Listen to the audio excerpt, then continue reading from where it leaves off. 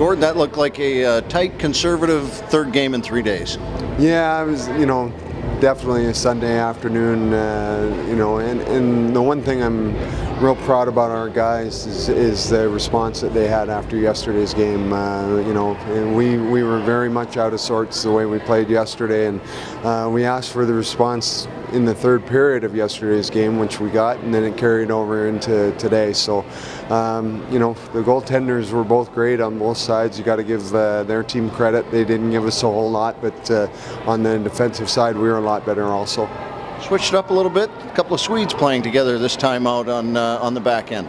Yeah, we again just trying to get a little different look, and Victor Louv's come in and he's playing like a veteran, and we thought it might get a little response out of Granny that way, and the two of them, I thought they meshed very well.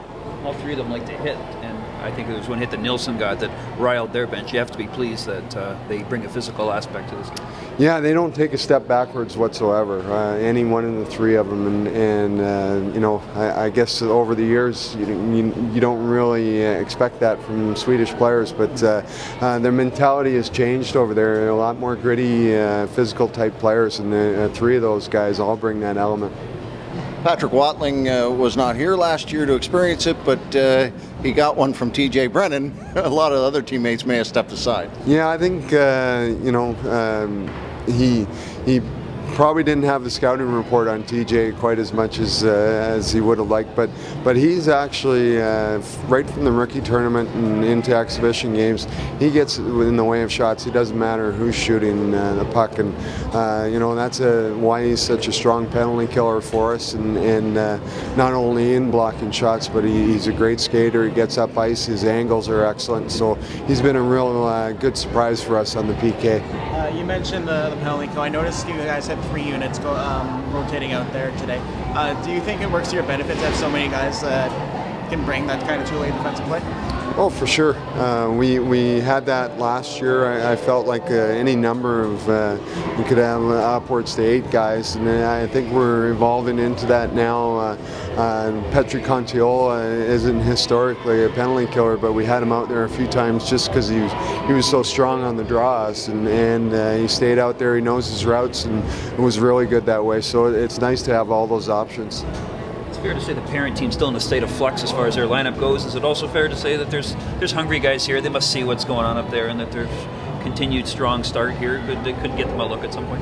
Yeah, we're continually making sure guys are aware of that. I don't think we need to remind them. I'm sure they're watching Leaf TV and reading the newspapers, seeing what's going on up there. And there's guys in different situations. There's guys that are trying to make their mark here with our team, trying to get a regular spot in our lineup. There's guys that are trying to get up to the Leafs, and so there's motivation in every way. And the one good thing is that we've had over the years is not only for their personal benefit, but they're great team guys, and they want to see the Marlies do well too. So there's a lot of motivation there. Both Bebo's play very calm, composed. No rebounds hardly. And it seems like whenever you talk about Bebo, those are 2 words that go with him: calm and composed, and very positionally sound. I thought maybe his first game, his rebound control wasn't the best, but the last couple he's been excellent, and he's getting comfortable in there. And obviously tonight he pitched us a shutout. There's a long tradition here, or at least the last few years. Strong goaltending has taken this team a long way. You might have inherited a good one here yourself. First year. I sure hope so. I hope it continues that way, and we feel confident in any one of our 2 goaltenders there in the lineup right now, and Garrett Sparks is down in Orlando, pitched a shutout himself down in Orlando this afternoon. So that's great to see that they've embraced it down there also, and I feel good about our group. Do you put much thought at all into the fact that all your wins have come from overtime and the shootout, or do you just chalk it up to coincidence for now? Well, we're 5 games into it, so I'm not going to get too analytical about how the wins are coming. Dave Poulin always used to tell me don't critique the wins, so right now I'm just going to take a win where we can.